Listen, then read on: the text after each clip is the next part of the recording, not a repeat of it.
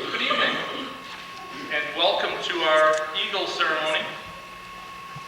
This evening, before we begin, I'd like to introduce those who are in the sanctuary. Begin on the far end, Christopher Knaul. Chris is a member of Sacred Heart Parish who is currently a student at the University of Scranton in Scranton, Pennsylvania. And he is, most recently, our other latest Eagle. Until tonight's ceremony, he is the second Eagle that Troop 21 has produced since it was rechartered about 6 years ago. Sitting next to him is Mr. Peter Baker. Peter Baker is the former district executive for the Boy Scout Council here in Cuba County, and he currently serves in the Seaway Council in the north part of the state. Peter brings with him a number of things. He was a very outgoing person, camp director, and worked very hard at including and expanding the religious elements and the reverence elements of the Scout things offered at camp. Family, and is a teacher at our area BOCES. He received his Eagle in 1963 from the Toppendale District in Pennsylvania. Sitting next to him is Mr. David Ambrose, an uncle to Mark Ambrose. He is an Eagle from Lakemont, New York, which is in the Finger Lakes Council. He received his Eagle in 1960. At this time, we are very proud to present our Eagle candidates, and I would like to call forward Vern Alterman, Mark Ambrose,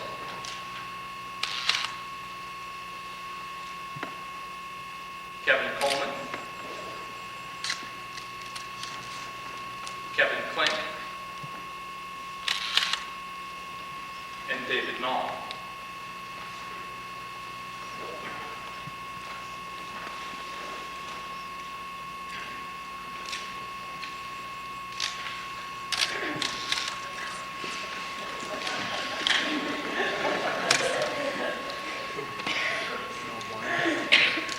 We who speak to you now are Eagles.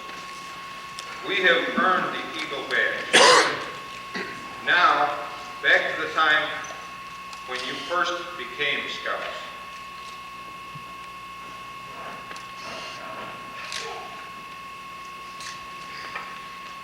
The first thing we learned as new members of our troop was the oath by which Scouts do their best to live.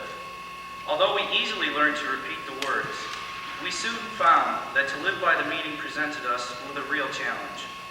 To be a good citizen, to do the right thing, not for fear of punishment, but because we felt the obligation to live up to the best within ourselves, to keep our minds and bodies healthy. In all these things, we have tried to do our best. So has each of you, and that is why you stand here tonight.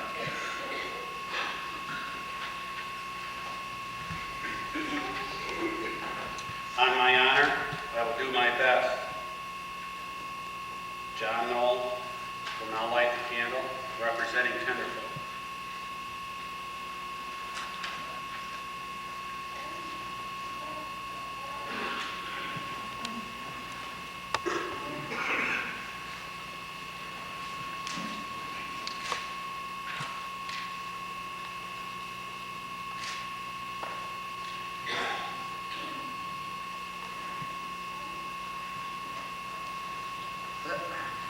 Let us look at the phrase, Scouts Honor.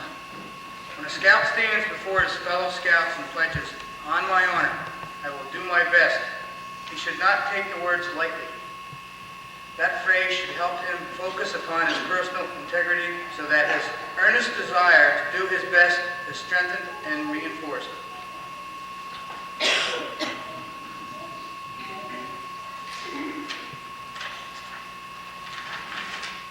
As Tenderfoot Scouts, we said to ourselves, "These are my rules. I believe in them and accept them." We became Scouts on the Eagle Trail, taking a bearing to our future and moving toward honor. Behind us on that same trail came each of you.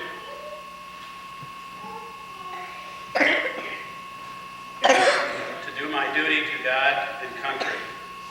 Mike Dixon will now light the candle, representing second class.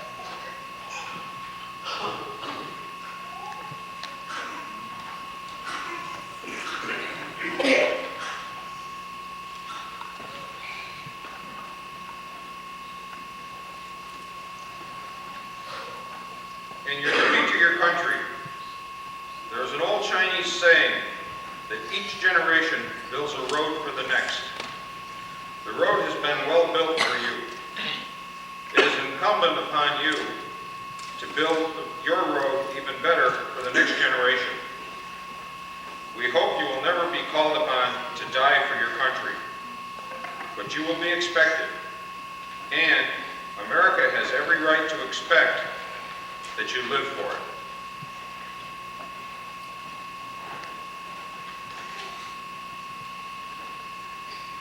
By the time we became second-class scouts, we began to develop an increasing awareness of the meaning of this part of the Scout Oath. We began to learn the importance of good citizenship, its privileges, and more importantly, its responsibilities.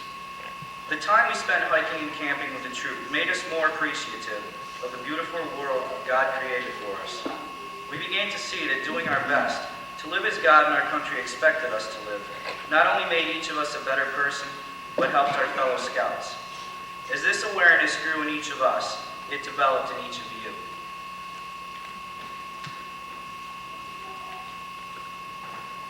To obey the Scout law, Scout Jesse will light the candle representing first class.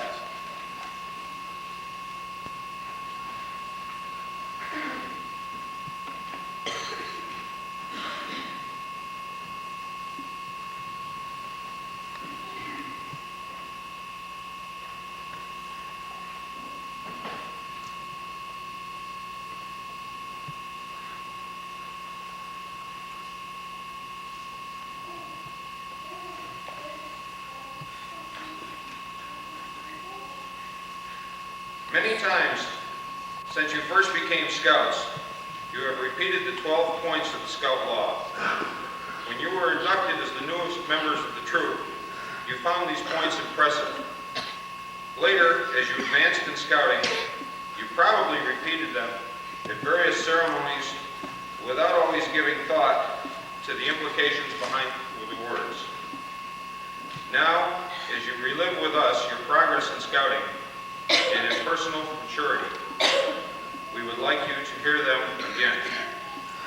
The Scout is trustworthy, loyal, helpful, friendly, courteous, kind, obedient, cheerful, thrifty, brave, clean, and reverent.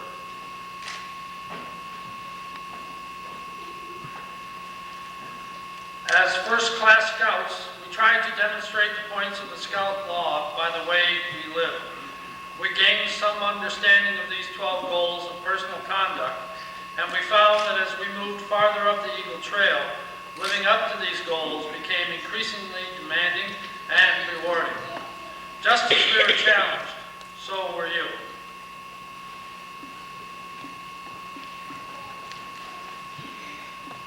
To help other people at all times, Chris Coleman will light the candle representing Star.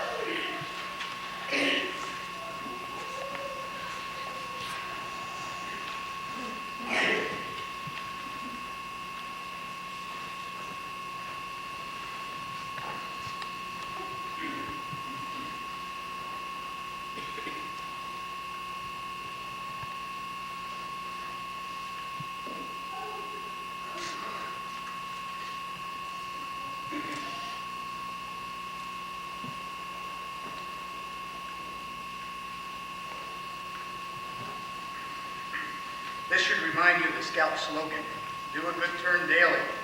If we do something regularly, it will become a habit. This is the aim of this part of the Scout Oath.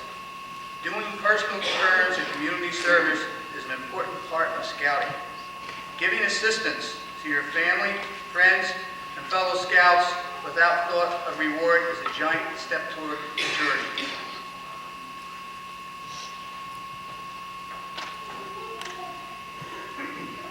To become Star Scout and earn the next rank, the heart badge of life, we were required to do community service work. Sometimes we worked under the leadership of an older scout whose immediate goal was Eagle Rank. But we also planned and carried out projects of our own. We became increasingly aware of the value of the work we were doing and the personal satisfaction we gained for making that work succeed.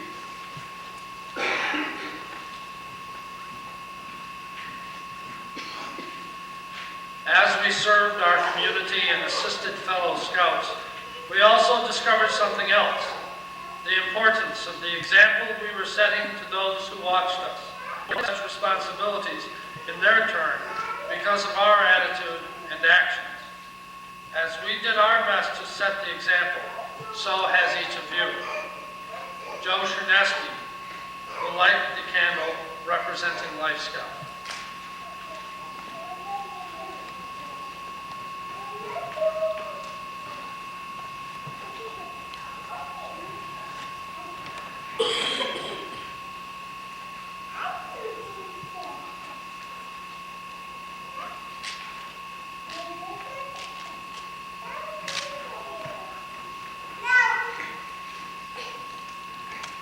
When a scout makes a pledge to keep himself physically strong, he's not thinking of bulging muscles. He's speaking of physical fitness in its most complete sense. Fitness to be able to enjoy life at its fullest. Fitness so that he can fulfill his finest possible role in life with confidence in his own abilities.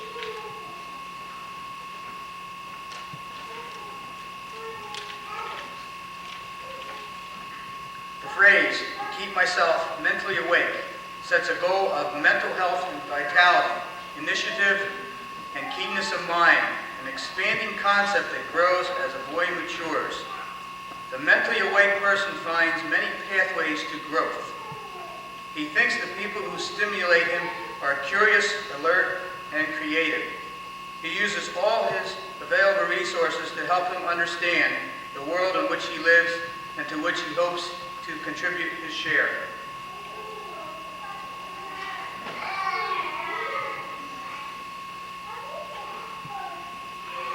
To keep morally straight means to keep clean in mind and body, whether you are alone or in a crowd. Many times you will be alone. The decision for right or wrong will rest solely with you, and it may test your honor and your strength. Such battles may be the most gallant of your life, for in them you will win without praise and lose without blame.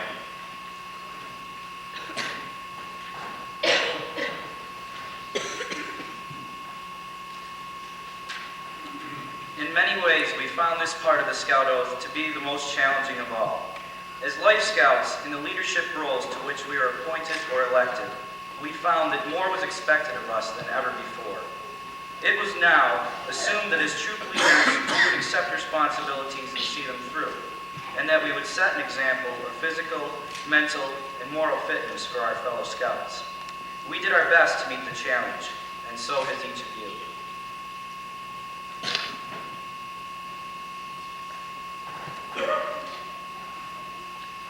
Have you done and been all that you could have? Only you can answer that question. But because you stand here tonight, we know you've tried. On my honor, I will do my best.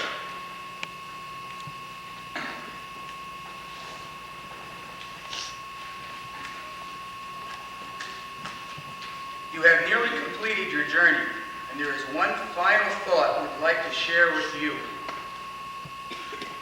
The word leadership does not appear in the Scout Oath, but it is implied in every phase. Give thought now to your responsibility as leaders.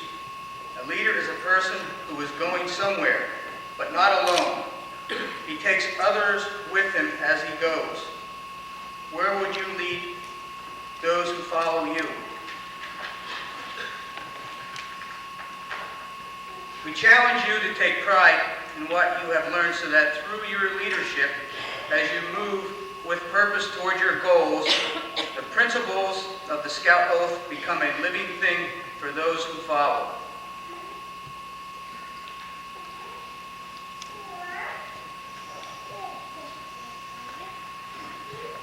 Will you now pledge yourselves once again to citizenship and service by repeating the Scout Oath?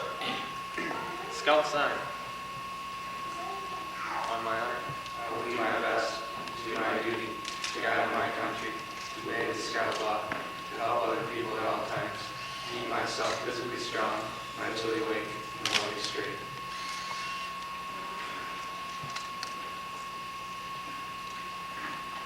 Those around you, your scoutmaster, parents, and friends have watched your character mature, your mind develop, and your leadership abilities expand into a valuable asset. This is a proud moment for each of you, but remember that the badge you are about to receive is not only yours, but ours. For what you do in the future reflects not only upon yourselves, but also upon your fellow Eagle Scouts. You have walked the Eagle Trail with honor, and we welcome you.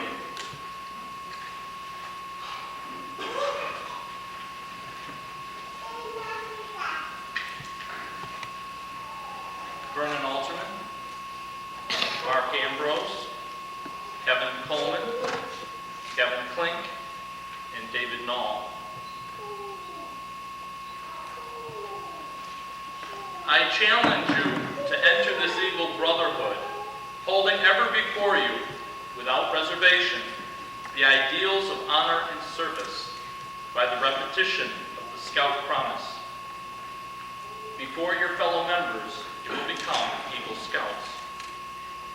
Though the words you use are similar to those by which you joined Scouting, they will mean more to you now than they could have meant at any time in the past. When you pledge yourself on your sacred honor, you will be sealing your eternal loyalty to the code of the Eagle Scout. Scouts, parents, guests, please stand. Vernon, Mark, Kevin, and Dave, please make the Scout sign and repeat after me. I reaffirm my allegiance I reaffirm my allegiance to the three promises of the Scout Oath. to the three promises of the Scout Oath. I thoughtfully recognize and take upon myself I thoughtfully recognize and take upon myself the obligation and responsibilities of the rank of the Eagle Scout. the obligation and responsibilities for the Eagle Scout. On my honor, I will do my best I will do my best to make my training an example, to make my training an example, my rank and my influence my rank and my influence count strongly count strongly for better scouting for better scouting and for better citizenship and for better citizenship in my troop, in my troop, in my community, in my community, and in my contacts with other people. in my contacts with other people. To this I pledge my sacred honor. To this I pledge my sacred honor. Would everyone please be seated?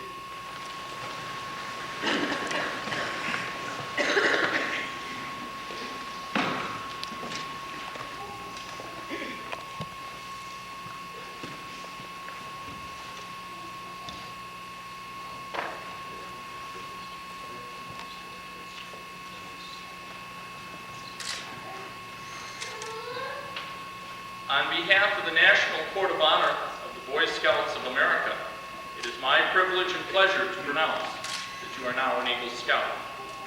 May the oath that you have taken remain graven on your heart forever.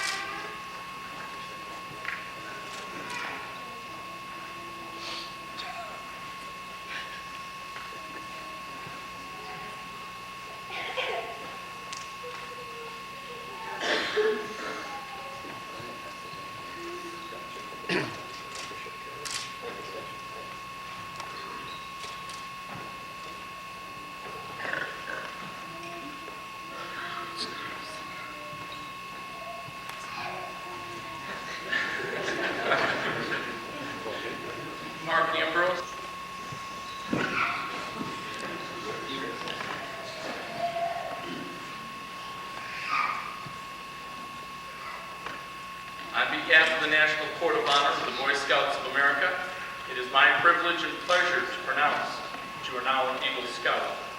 May the oath that you have taken remain graven on your heart forever.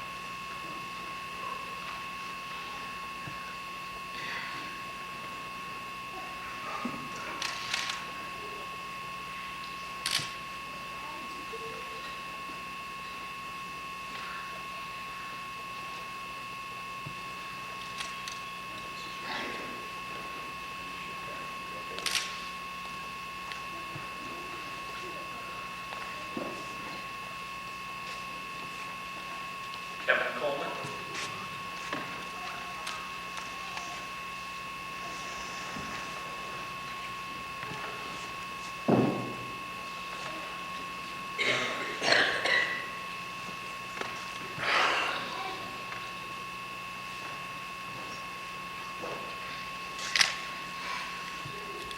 On behalf of the National Court of Honor, Boy Scouts of America, it is my privilege and pleasure to pronounce that you are now an Eagle Scout. May the oath that you have taken remain graven on your heart forever.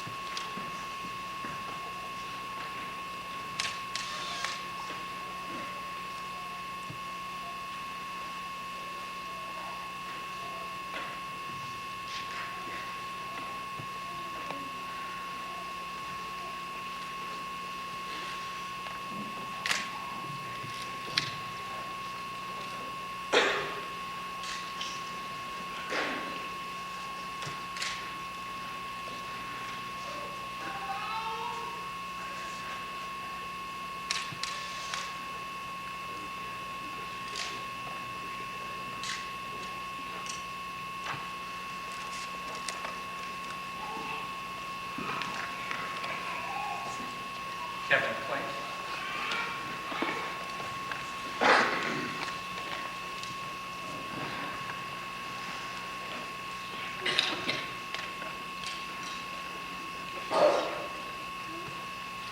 On behalf of the National Court of Honor of the Boy Scouts of America, it is my privilege and pleasure to pronounce that you are now an Eagle Scout.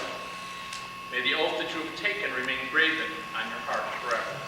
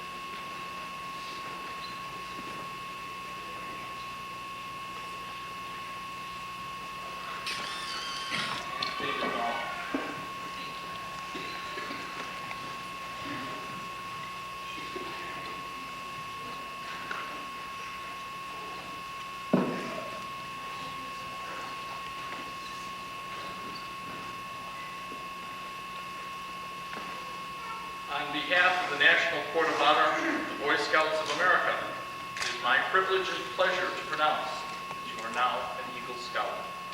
May the oath that you have taken remain graven on your heart forever.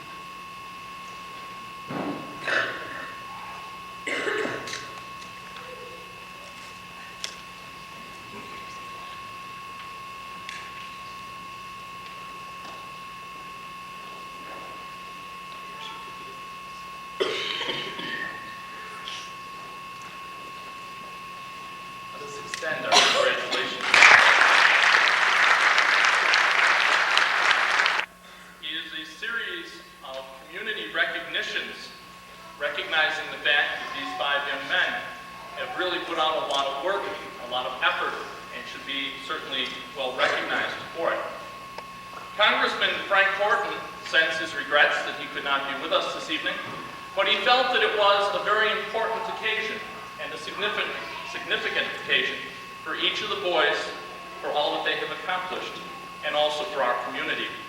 And he has sent his district representative, Mr. Jaime Kliansky, to say a few words to the boys.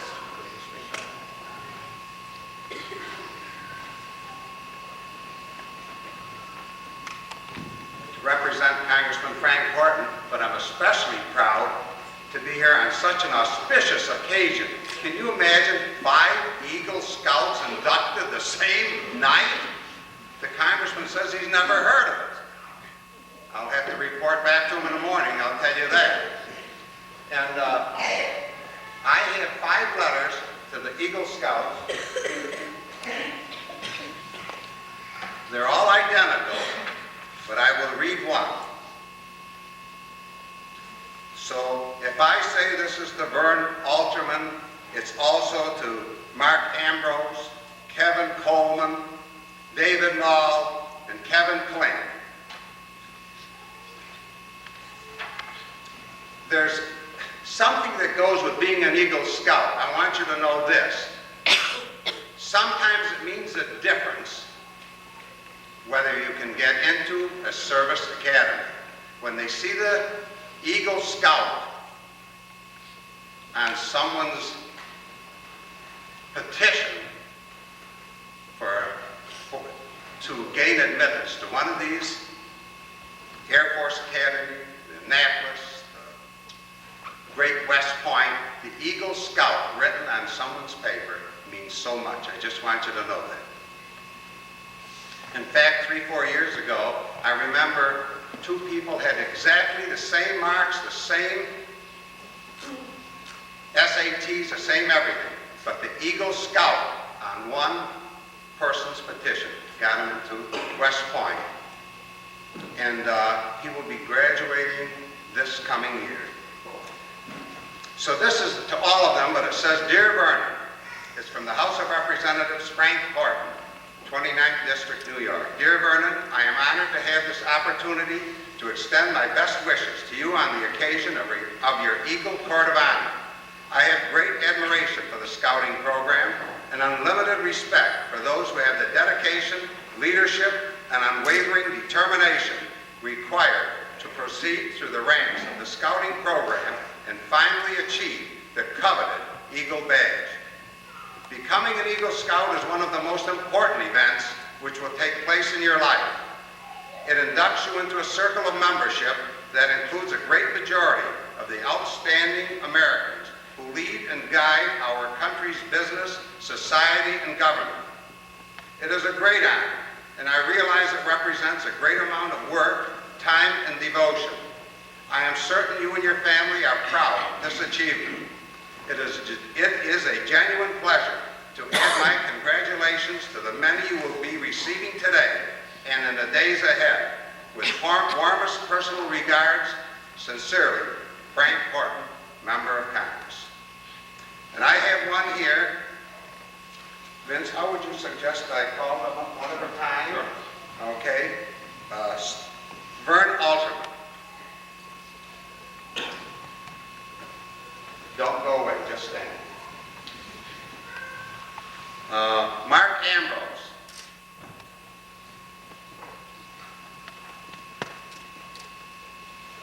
Kevin Coleman.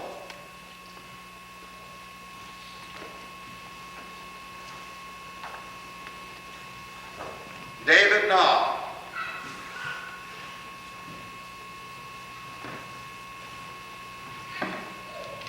Kevin Klink.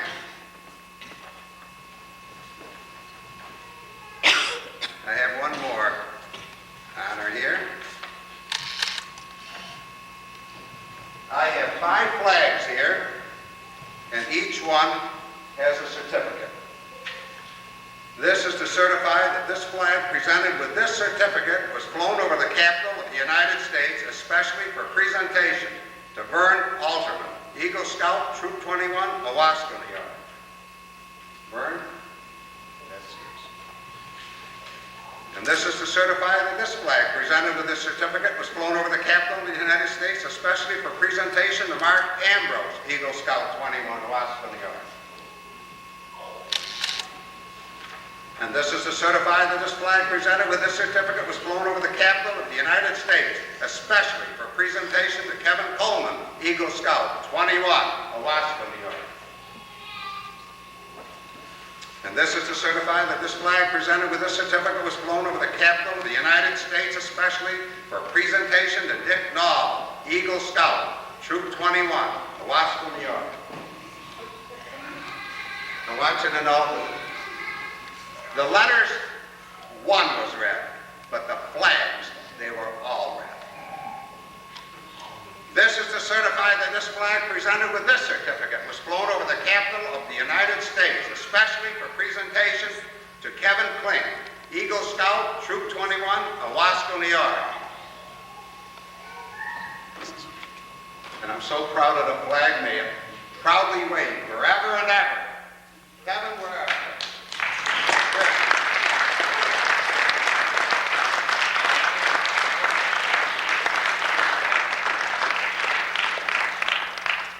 This, folks, is what it's all about. Thanks.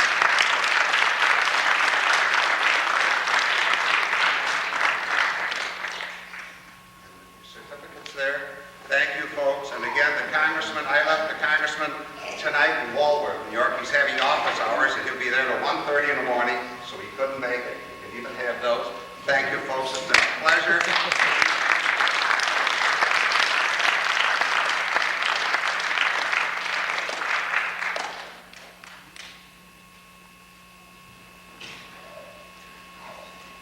Again, our many thanks to Mr. Klink, and we certainly hope that you'll extend our deep thanks and appreciation to our congressman. I would.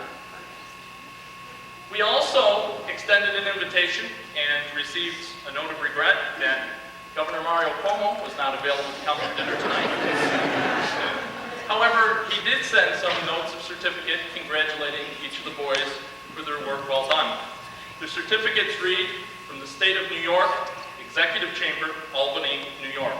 Certificate of Merit, presented to, one for each of the boys, in recognition of your promotion to Eagle Scout, an achievement in which you can be proud. The effort and persistence which you won on this top award are qualities which will serve you well through life. Awarded this 9th day of February, 1990, Mario Cuomo, Governor.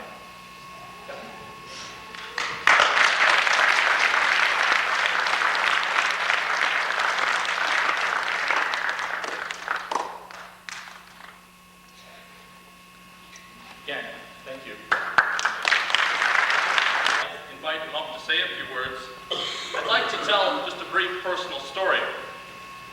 In our household, scouting was not a major item. My dad had been a scout back in the 20s and early 30s, but somehow when my brother and I came of age to join scouting, we were never encouraged to join our parish troop, and we never did.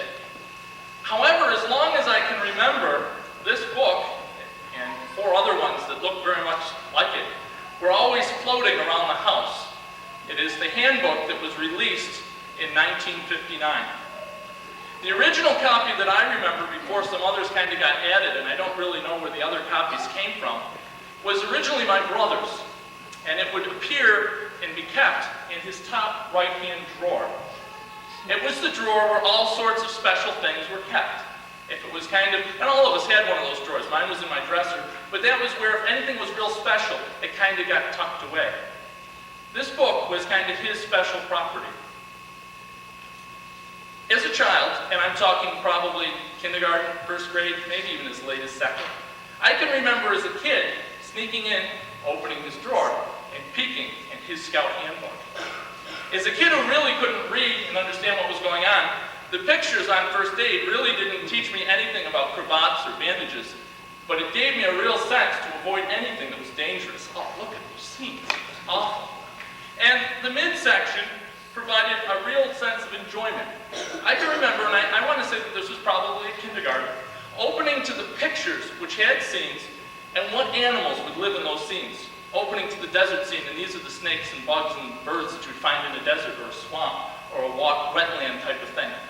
And I can remember shying away from one particular picture that had what I considered at the time a very gross-looking snake. It was kind of the effect, that, and as I guess would on a small child, have of kind of going to a horror movie or some sort of nightmarish type of thing. It just always kind of haunted me.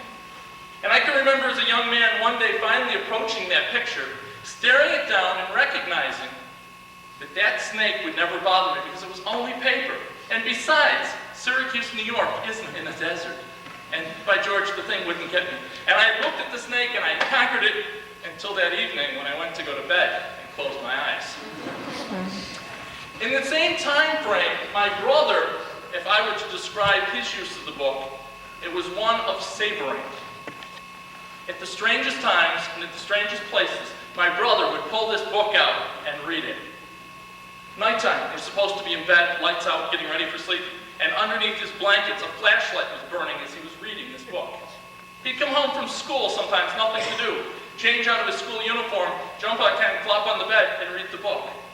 I can remember going to my grandmother's, and there was a nice elm tree out back that had kind of a crooked branch in it, climbing up and sitting in the branch and reading the book.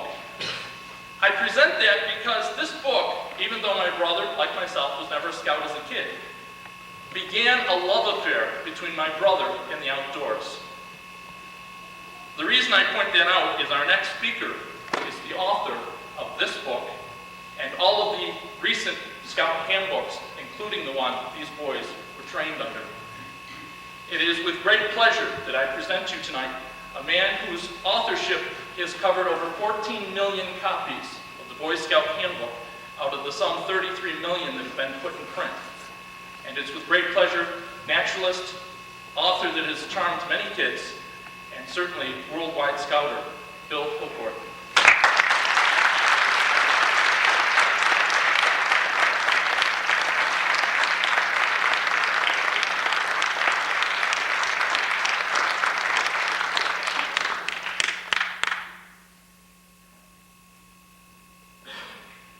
I have to give you a little more information about why I'm here and who I am. In addition to being the author of all of these many Boy Scout handbooks, I've also been involved in Boy's Life magazine over a great number of years. Greenpaw Bill was a fellow who was born in October 1932 in the pages of Boy's Life. And the reason he was born was that because in those days, getting out of the Depression was a hard job. There was quite a number of youth magazines in those days, and most of them went by the board. But we had a Chief Scout executive who decided that Boy's Life was going to remain. And it remains even today as the most spectacular youth magazine in the world. I was associated with that for a great number of years. And I've had that a very special kind of a privilege to influence through my work a great number of millions of boys in the United States. And that was a special challenge because I was born in Denmark. I was born in Denmark and I had my whole youth in Denmark. I grew up in scouting, early kind of scouting.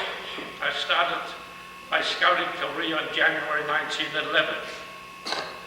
I'd reached the right advancement and reached the right leadership when Baden-Powell called the Scouts of the World together in 1920 for the first Boy Scout World Jamboree.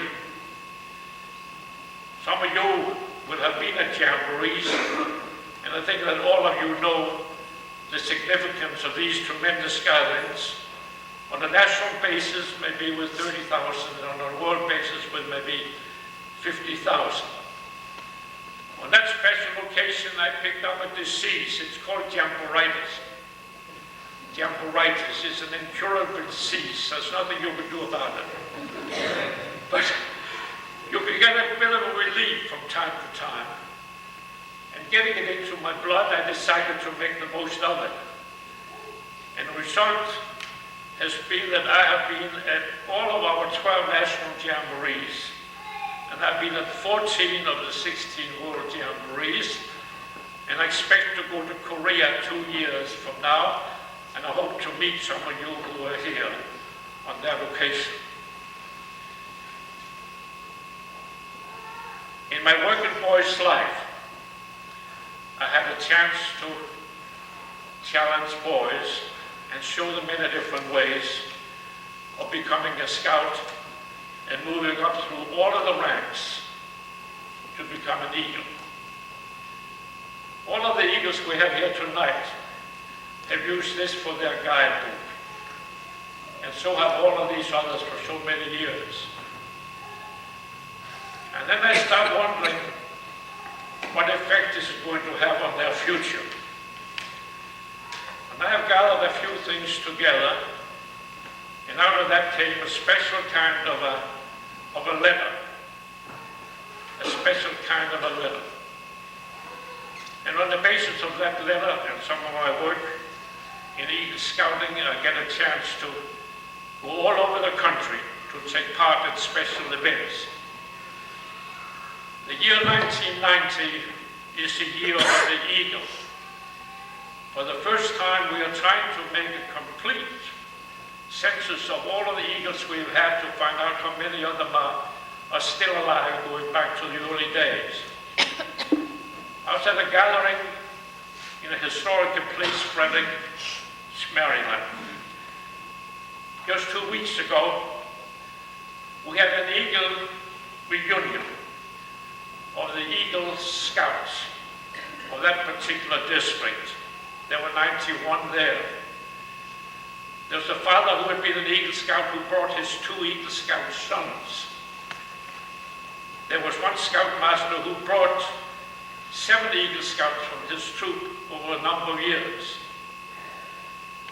We had representatives from the 20th, from the 30th, from the 40th, from each of the 7 decades until today. And now we are working on the decade of the 19th, to which you belong. And I want to quote for a letter, but first I have to tell you a little bit about that letter. It has a special significance. This is known widely around the country as the Green Bar Bill letter. I used to get 200 requests for this letter from the readers of Boy's Life. And all of them, in order to reach me, had to write through the National Office of the Boy Scouts. But unfortunately, the person who's the National Director of NISA, the National Eagle Scout Association, announced in the fall issue of NISA, if you want to have a Green Bar Bill letter, write to William Court in Manlius, New York. Since then, I've had close to 400. So I'll be reaching well above 1,000 this particular year. And why should they want to get that? How important really is it? I had a letter from a mother who had been told by her son, I want the Green Bar letter. What do you mean by a Green Bar letter? Well, it's a letter written by a fellow by the name of Green Bar Bill, and I've been reading his stuff for a great number of years. But when do you get the idea that he's going to send you a letter? Well, it's right in my copy of the Eagle letter. So, bring it to me. I want to find out about this Green Bar idea. So he brought the copy of the Eagle letter to the mother. The mother read it. Well, apparently it was important for her boy to get one. And then she started to read just the item above it. If you want to get a letter from the President of the United States, you will write to a certain office in the White House. And the next listing was the Green Bar Bill letter. So I was rather interested and pleased in that. I have a special thing to tell you about your future, and you're reaching that. I want to write a couple of paragraphs of this letter.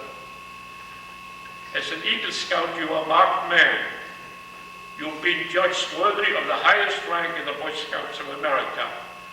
In accepting this rank, you take upon you the highest obligation that any boy can assume. You pledge yourself to the future. In that future, you will move from boyhood into manhood. You will become a full-fledged smoking citizen of the United States of America. You will know the full meaning of democracy and of liberty. You will be able to carry out your duties to your country, obeying its laws, taking your place in the community. You will share in everything your country, your America, has in store for you. The greatness of America depends on you. A chain is as strong as its weakest link. A nation is as strong as each of its citizens. America is as strong as you are. And when I talk about that strength that's in you, I talk about that future to which you will be dedicating your life. I was at a big Eagle Scout function in Biloxi, Mississippi a few years ago. And here were the Eagle Scouts, each one with a sponsor or one of the top men in the community. And the sponsors were very, very happy. And they started to talk specifically about the boy that had been sort of entrusted in their care for the evening. A doctor would stand up and he would tell about how wonderful it is that this Eagle Scout is going to walk in his footsteps. He's not only going to become a doctor because he's going to specialize also in the specialty to which I've dedicated my life. And an engineer stood up and said, well, I'm very happy to sponsor this boy. He wants to be an engineer. He wants to be an engineer in the big sense of building tall buildings, skyscrapers, building bridges and things like that. And that's my specialty. And then that went on like this. And then one man stood up and said, I think I have the smartest Eagle Scout in this whole room. He hasn't the faintest idea today what he's going to dedicate his life to. And maybe it hasn't been invented yet. I want you to think of that. Because just in the time that he is taken to you to become an Eagle Scout, the techniques of the world has changed around. Who would have thought of video and computers and all of these things when you started to become a Boy Scout? And who would have thought what we have seen and heard about these last few months would ever have happened in your lifetime? So there's a tremendous future ahead of you, and you have to make the most of that one. I started life to become a pharmacist because I was interested in chemistry, I was interested in botany, two very important things in the pharmaceutical field. And I set out to do that. But my life in scouting changed me around completely. I gave up my whole pharmaceutical career immediately after having taken the Master of Science from the Pharmaceutical College of the University in Copenhagen. I walked in and said into the office of a Copenhagen newspaper, and I told him, I'm going to be your correspondent for the Second World Jamboree, which is coming to Denmark, because the Danish team at the First World Jamboree won the World Championship, therefore I had the first chance of having that second Jamboree. And there I met scouts from from around the world. There were scouts from more than 40 countries there. I met them in Denmark. The next year I felt myself growing rather old. I was 25. I decided if I was to see the world, I wanted to go out and meet those scouts in their own home territory. So I set out. I went to England first. There I sat down and I wrote another book. I had written 4 books in Danish. That book paid my trip to the United States. I went to camp with the Boy Scouts of America in the New York camp for a whole summer. I learned my scouting, my American scouting. I didn't care too much for that kind of scouting because I had lived the primitive kind. But I wanted to find out more. I wanted to find out how the Boy Scouts of America were handling the whole idea of their equipment, their uniforms and everything. And I got a job with the National Supply Service.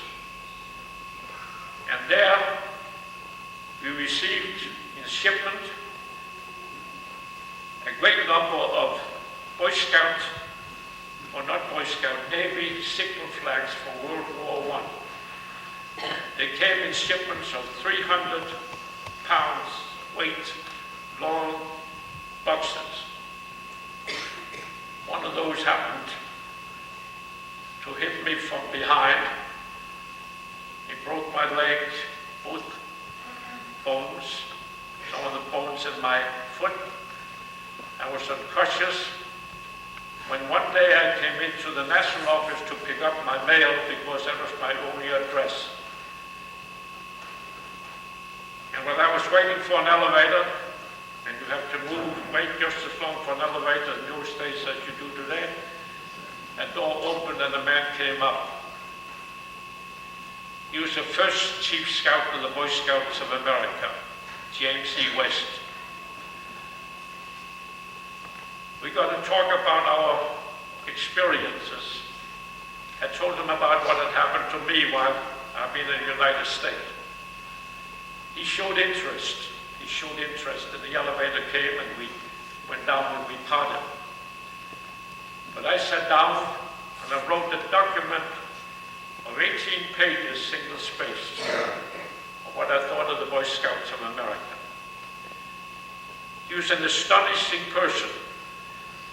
If he heard about anything that would be of value to the Boy Scouts of America, he wanted to find out more. I've been very critical about some of the things connected with the Boy Scouts, but I've always had the idea that you have no right to be critical unless you think you have something better to take its place. He called me into his office.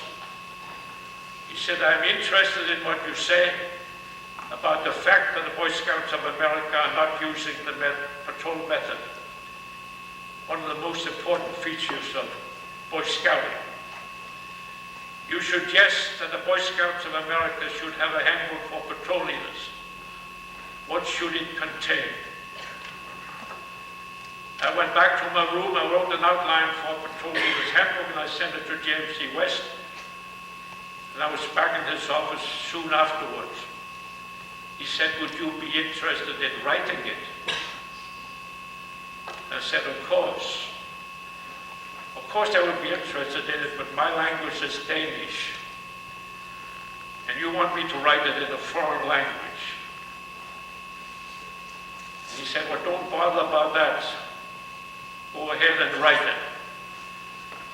Because for any person in this world who has an idea, you can get 100, you can get 1,000 others to put everything in the final form.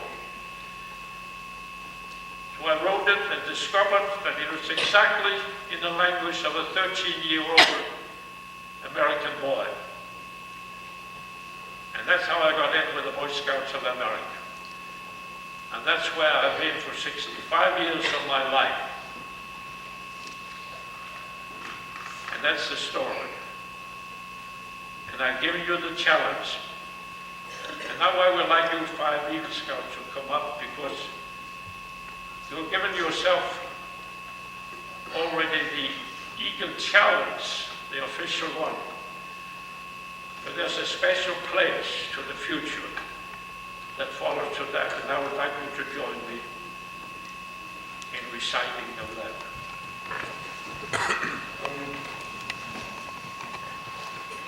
Mark, Kevin Coleman, Kevin Klink, David.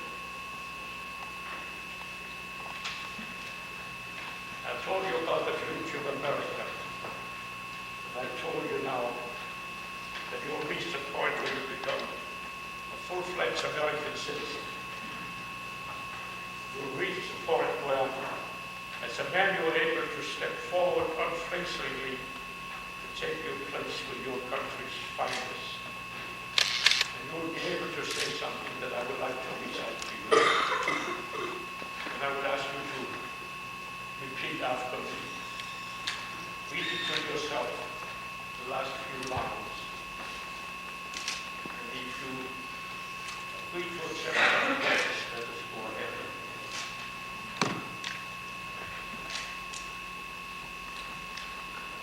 You accept it? Okay, then raise your right hand, stand side, and repeat after me. America, here I stand. My body strong to fight your battles. My mind trained to keep your democracy better. My spirit true to uphold your ideals. To God and to you, I pledge my service. On my honor, I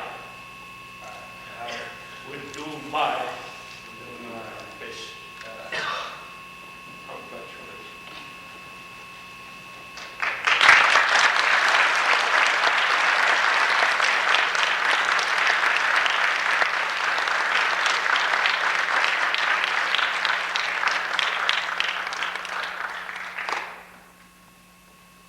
Things to be presented to each of the boys. The Sacred Heart Men's Club sponsors Troop 21. The officers and men of the Men's Club are very proud, first off, of our troops in general, and remain very supportive of it, but they are particularly proud and supportive of our Eagle Scouts and their accomplishments. As a token of your accomplishments and our troop, they have enrolled all 5 of you in the National Eagle Scout Association. The certificate reads, having earned the Eagle Scout Award in 1989 and desiring to continue to promote, support, and apply scouting ideals through service, each named, is hereby recognized by the National Eagle Scout Association and is member in good standing through the year 2000. And I would ask Mr. Jesse, who is the head of Men's Club, to present each of the boys their certificate. Vern and Alterman.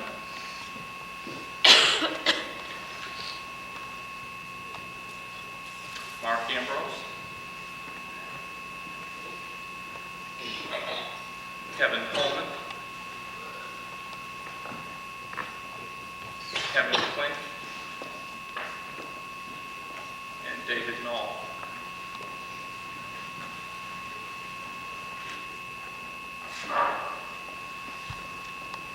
At this time, on behalf of the Eagles, Kevin Klink is asked for an opportunity to say a few words.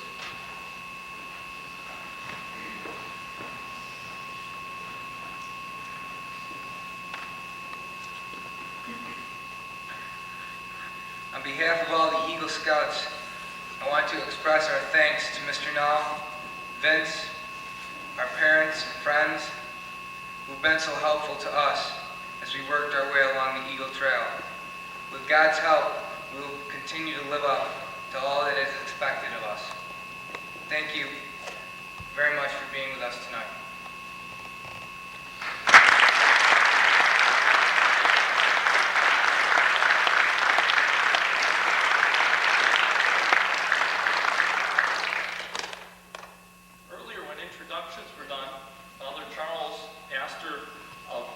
Peter and Paul's Ukrainian Catholic Church was missing, we'd ask Father Charles to join us now and lead us in a closing prayer.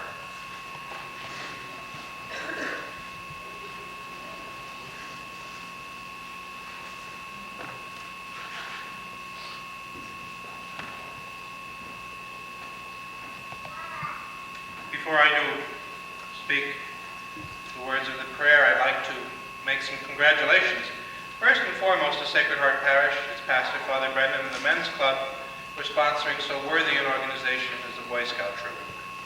It's a sign of your care for our future of our community, and the future of America, that you take the time, the energy, the effort, the expense to give your heart and soul to these young men. So I ask Almighty God's blessing upon you, Sacred Heart Parish, Father, and the Men's Club for your work, the Scoutmasters, and Vince, and all those who help. Vince and Mr. Hillport, I too had a Boy Scout manual. I never made it beyond Cub Scout. But I remember one thing, and I'm not sure whether it was in Boy's Life or in the manual, but it was a recipe for beef stew. And it started me on my hobby, which I, for better or for worse, still practice until today. So I thank you, Mr. Hillport, without knowing it, you started me on my hobby. Wasn't bad either. I want to congratulate the 5 Eagle Scouts. Gentlemen, I don't know most of you, I know but one of you, but I'm sure from what I know of that young man, his compatriots are of the same high quality, the same dedication, the same love of God and country that my parishioner, Kevin Coleman, possesses. I congratulate all of you. And as pastor of St. Peter and Paul Ukrainian Greek Catholic Church, I would be remiss if I did not extend my personal congratulations to Kevin. He's a man who's of whom we are proud as an alumnus of our school, an altar boy until today, every Sunday, sometimes on weekdays, regular attender of religious education, and a man who really does do all those things that the oath says. Your parents are proud of you today. St. Peter and Paul's is proud of you today. And we know that you've come to this day with great joy, but also a lot of adversity that you've had to face, a lot of extra effort that most of the other guys didn't have to put out. And Kev, David's proud of you today too. Let us pray. Please stand. The fullness of your church, sanctify those who love the beauty of your house. Honor them in return by your divine power. Do not forsake us who hope in you.